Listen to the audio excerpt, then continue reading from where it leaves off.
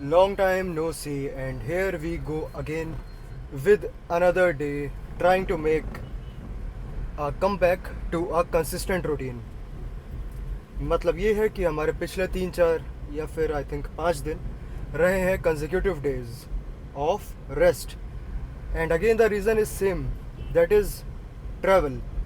उससे पहले कि अगर हम अपने 4 दिन की बात करें, so that was consistently training, यानी कि चेस्ट, ट्राइसेप्स, बैक बाइसेप्स, और उसके बाद I think shoulders and then legs. और अपने लास्ट लेग सेशन के बाद we had to travel again. That means that last 5 days has not been any sort of training. लेकिन it does not mean that कि हमारी activity नहीं हुई है या फिर कैलोरिक डेफिसिट मेंटेन नहीं हुआ है.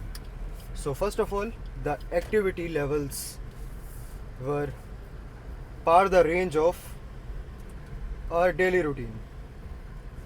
मतलब ये है कि अगर हमारा पर डे का एक स्पेसिफिक स्टेप गोल अगर 10 to 12,000 है, तो अपने रिसेंट 5 दिनों में हमारा वो टारगेट था around 20 to 25 steps, 25K steps. और लेकिन एक चीज़ थी कि उसमें कोई भी मसल ग्रुप ट्रेन नहीं हुआ. मतलब ये है कि no exposure to weight training, just cardiovascular exercise, or in another words we could say too much of walking.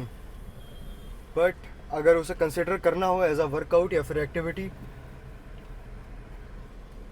Overall day की,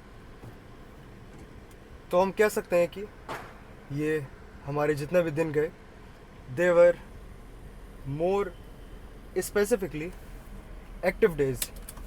और साथ में ही अगर न्यूट्रिशन की बात करें तो न्यूट्रिशन कह सकते हैं कि इतना ज़्यादा ऑन पॉइंट नहीं रहा होगा in terms of getting our protein intake. लेकिन कैलोरीज की बात करें so definitely we were into the deficit इसीलिए क्योंकि कोई भी कंसिस्टेंट मील्स नहीं थी. Like as we usually like to have 4 to 5 meals a day. That wasn't the case in the travel. तो कभी ब्रंच लाइक ब्रेकफास्ट और लंच एक ही में, और लाइक द लास्ट डिनर मील. तो मोस्ट ऑफ द डेज ऐसे ही रहे कि 2 बड़ी मील्स या फिर कभी कभार plus some snacks.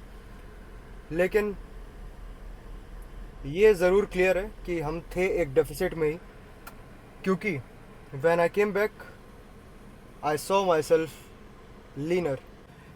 When I have to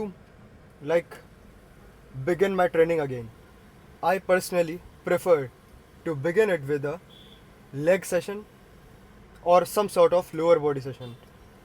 Some sort of lower body session का मतलब ये है कि वो एक complete leg session नहीं हो सकता है. It could be just quads and calves और hamstrings and calves, या फिर कोई भी glute focused leg day हो सकता है. तो क्योंकि एज वी ऑलरेडी नो, अगर सबसे ज़्यादा डेवलपमेंट हमें अपनी ओवरऑल फिजिक में कहीं चाहिए तो वो है लोअर बॉडी. और डेफिनेटली हमने अपने लास्ट ऑफ सीज़न में सबसे ज़्यादा इम्प्रूवमेंट अपने लोअर बॉडी में ही करी है. तो अब क्योंकि टाइम है उसे रिवील करने का, सो इन दिस कट डेफिनेटली जो भी हमने प्रोग्रेस बनाई है वो विजिबली और ज़्यादा प्रोमिनेंट होने लगेगी by the time, and now is the time to train. तो फिर चलते हैं सीधे अंदर और स्टार्ट करते हैं अपना session. Okay, let's start this lower body session with a heavy set of squats itself. लेकिन आज की स्क्वाट्स होने वाली है स्मिथ मशीन पे. आई डोंट इवन रिमेंबर कि हमने लास्ट टाइम स्मिथ मशीन पे स्क्वाट्स कब करे होंगे. अभी पिछले कुछ सेशन से हम फ्री वेट बारबल पे ही स्क्वाट्स कर रहे हैं, but this time we crave for a constant tension and that is going to be fulfilled. तो बहुत जल्दी से इसके 1, 2, 3 या 4 जितने भी सेट्स की रिक्वायरमेंट पड़ती है उतने फिनिश करते हैं, फिर मूव करते हैं किसी isolation based movement. Let's finish fast.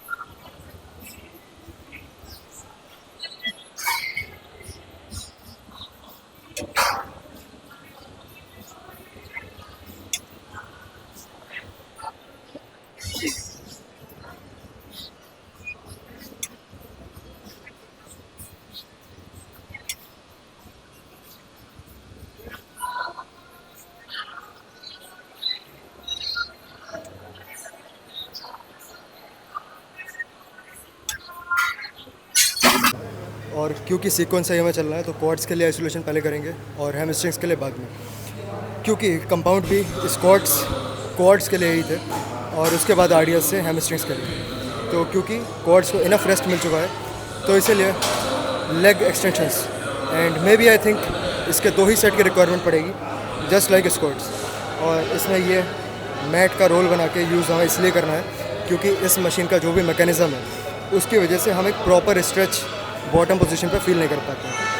तो जो भी है इसका यूटिलाइजेशन करना है और स्ट्रेच पोजीशन को टारगेट करते हुए ये हमें 2 सेट अपने एग्जीक्यूट करना है. So let's finish fast. इसके बाद करेंगे हैमस्ट्रिंग लाइन कर्ल और देन उसके बाद हमारे बचेंगे सिर्फ काव्स. तो बहुत जल्दी से फिनिश करते हैं. Then will see how the legs are looking today.